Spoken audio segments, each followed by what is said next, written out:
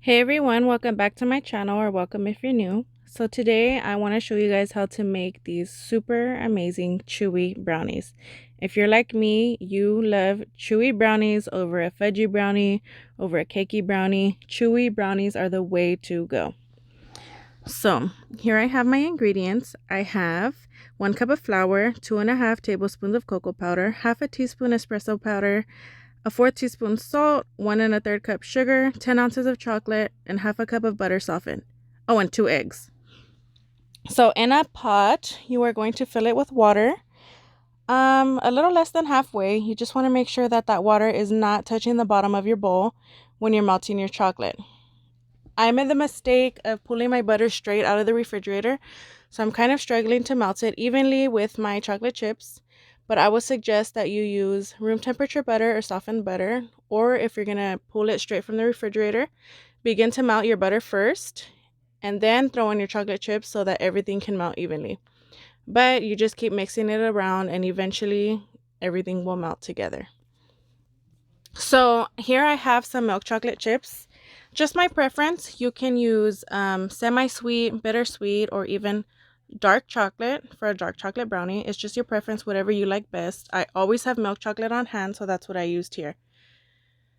So as you can see, I still have a little piece of butter in there that I'm trying to melt, but pretty much my chocolate is nice and smooth. It's glossy and shiny, and that is because I made sure the hot water was not touching the bottom of my bowl. If it touches the bottom of your bowl, you will burn your chocolate, and you don't want that.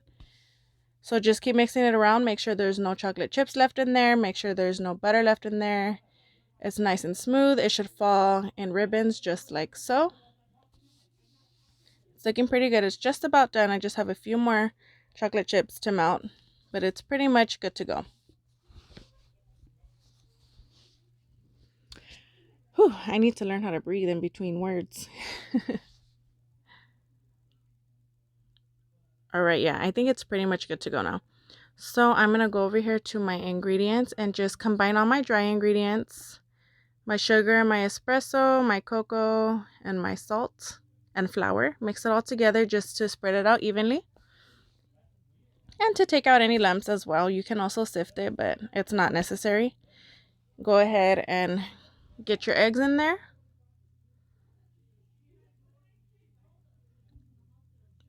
And then you'll throw your melted chocolate right in.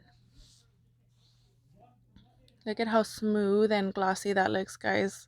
I wanted to stick my finger in that so bad, but that would not be okay. It would be great, but not okay. Scrape off all that excess chocolate. You don't want to waste any of it. And I forgot to mention vanilla extract. Even if a recipe does not call for vanilla extract, I always put vanilla extract in.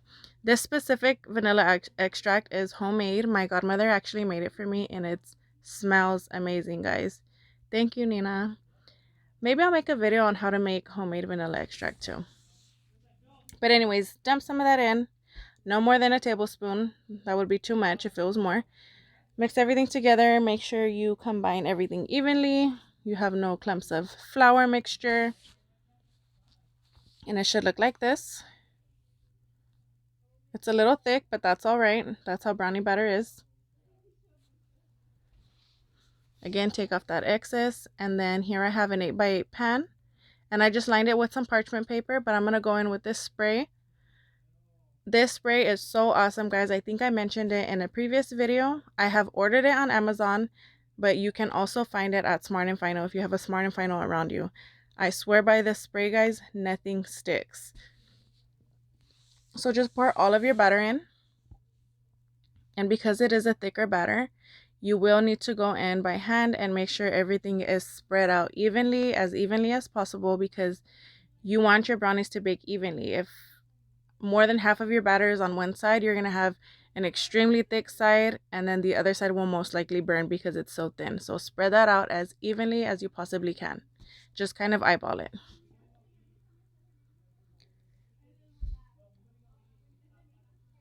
I'm kind of a perfectionist, a little bit, just a little bit. So I kind of took my time here spreading it out, but that's about good to go.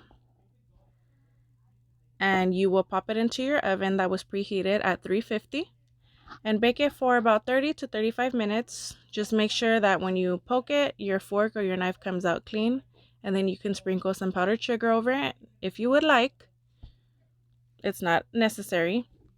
And then there was this thing I saw a while back, a video on Facebook. I wanted to say YouTube. A video on Facebook that if you cut your brownies with a disposable knife, that you will get clean cuts. And it did work. I know it probably looks like it didn't on one side, but that's only because I didn't wait for my brownies to cool. I should have waited for them to cool, but I didn't. So wait for your brownies to cool and then go in with that knife and you will get a smooth cut. As you can see, the first half of that brownie is cutting very smoothly. It's just that this side right here, it keeps breaking up, but that's because it's still very warm. So try it. Next time you cut your brownies, cut it with a, what is this called again? Disposable knife. Or if you have other tricks to cutting brownies, let me know. I would love to know.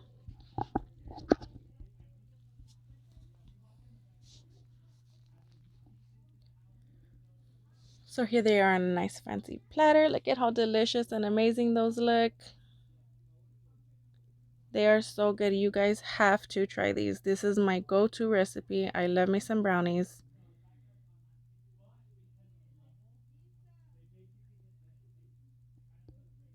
So I hope you guys enjoy this recipe. Please let me know if you tried it out and how you liked it.